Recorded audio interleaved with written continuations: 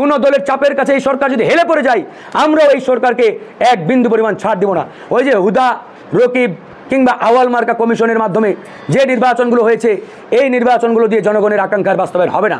আমরা আশা করি নির্বাচনের আগে যতটুকু সময় আছে, এই সময়ের মধ্যে সরকার বিচার এবং সংস্কারের বিষয়ে যথাযথ কার্যকর পদক্ষেপ নেবে এবং বাস্তবায়ন করবে।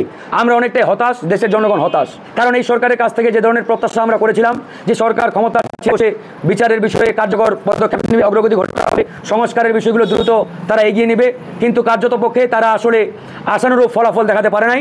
তবে একবারেই যে হয় নাই তা কিন্তু নয়। আমরা আশা করি নির্বাচনের আগে যতটুকু সময় আছে, এই সময়ের মধ্যে সরকার বিচার এবং সংস্কারের বিষয়ে যথাযথ কার্যকর পদক্ষেপ নেবে এবং বাস্তবায়ন করবে। তবে এখানে মনে রাখতে হবে, দু একটি বড় রাজনৈতিক দল যা বাধা দেওয়ার চেষ্টা করছে, তাদের এই বাধার কাছে এই সরকার যদি নতি স্বীকার করে কিংবা বর্ষতা স্বীকার করে, তাহলে এই দেশের জনগণ কিন্তু এই সরকারকেও ছাড় দেবে না।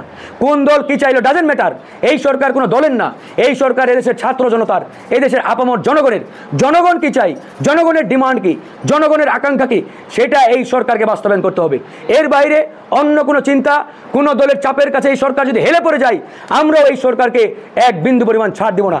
ডক্টর মোহাম্মদ ইউনূসের এই ইতিহাসে কালিমালিপ্ত হোক, এটা আমরা চাই না। তাই আমরা চাই ডক্টর মোহাম্মদ ইউনূসের সরকার সফল হোক, তার সরকারের মাধ্যমে নতুন বাংলাদেশ বিনির্মাণের অগ্রযাত্রা এটা ভালোভাবে এগিয়ে যাক। ডিসেম্বরে নির্বাচন হলেও আমাদের কোনো আপত্তি নেই, তবে নির্বাচন অবশ্যই ফেব্রুয়ারির মধ্যে হতে হবে।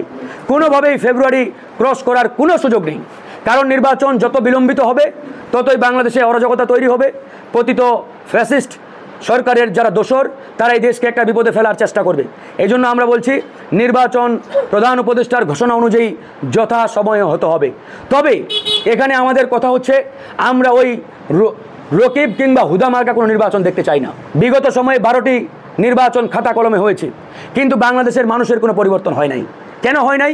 ওই যে হুদা, রকিব কিংবা আওয়াল মার্কা কমিশনের মাধ্যমে যে নির্বাচনগুলো হয়েছে, এই নির্বাচনগুলো দিয়ে জনগণের আকাঙ্ক্ষার বাস্তবায়ন হবে না। নির্বাচনের আগে যে পূর্ব শর্তগুলো রয়েছে, যে একটা ফ্রি অ্যান্ড ফেয়ার অবাধ সুষ্ঠু নির্বাচনের জন্য নির্বাচনী পরিবেশ তৈরি করতে হবে, প্রশাসনকে পুনর্গঠন করতে হবে, ঢেলে সাজাতে হবে, লেভেল প্লেয়িং ফিল্ড তৈরি করতে হবে। আমরা 18ই নেতৃত্ব দিয়েছি, আর 24-এ আমাদের ছোট ভাইয়েরা আমাদের হাত ধরে যাদের রাজনীতির হাতে খড়ি, বিশেষ করে নাহিদ, আসিফ সহ যারা দায়িত্বে রয়েছেন আজকে এনসিপির, তারা আমাদের মাধ্যমেই রাজনীতির মাঠে আসছে। তো এখন তাদের লক্ষ্য নতুন রাজনীতি, নতুন ধারার রাজনীতি, নতুন বন্দোবস্ত। আমাদের লক্ষ্যও একই। সুতরাং তাদের যে ভীষণ আমাদের মিশন একবারে কাছাকাছি। এই জন্য জনগণ মনে করে এই তারুণ্যের রাজনৈতিক দলগুলো আলাদা না থেকে এক জায়গায় আসলে দেশ জাতির জন্য মঙ্গল। এবং এই যে এই দেশের জনগণ একটি নতুন রাজনৈতিক বলয়ের দীর্ঘদিন ধরে স্বপ্ন দেখছে, তৃতীয় ধারা বা তৃতীয় রাজনৈতিক বলয়, এটা কিন্তু বিগত সময়ে গড়ে ওঠে নাই। অনেকেই চেষ্টা করেছে। ডক্টর মোহাম্মদ ইউনূস আজকে যিনি সরকার প্রধান, তিনিও 2007 সালে চেষ্টা করেছিলেন, কিন্তু পারেন নাই, ব্যর্থ হয়েছে। তা আমরা চেষ্টা করছি তারুণ্য নির্ভর এই শক্তিগুলোকে, দেশপ্রেমিক রাজনৈতিক দলগুলোকে এক জায়গায় নিয়ে আসার।